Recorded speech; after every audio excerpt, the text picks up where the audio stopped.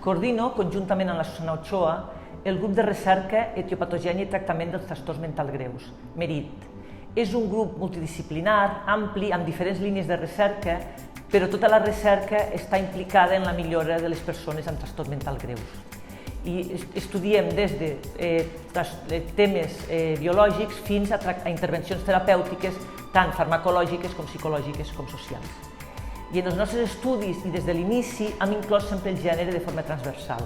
I això vol dir tant recollir sempre les dades desagregades per sexe, entre dones i homes, com també incloure variables que poden influir de forma diferent en homes i en dones i en els seus trastorns i en la seva evolució. A més, també estudiem aspectes relacionats amb temes relacionats amb la dona. I això és perquè el gènere és una finestra ideal des d'on estudiar la interacció entre factors biològics i factors socials.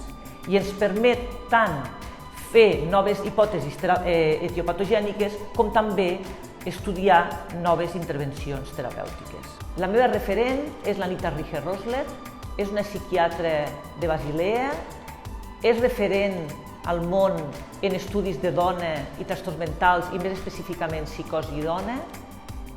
Va ser una de les pioneres en aquests estudis i amb ella hem col·laborat tant realitzant estudis clínics i de tractament com també fent difusió a través de congressos. En un dels congressos en què hem col·laborat és un congrés que organitzem el nostre grup i és un congrés europeu de dona i psicosi. La darrera edició, la tercera, es va realitzar aquest novembre. Soc la doctora Judit Usali Rodier, soc científica i soc dona.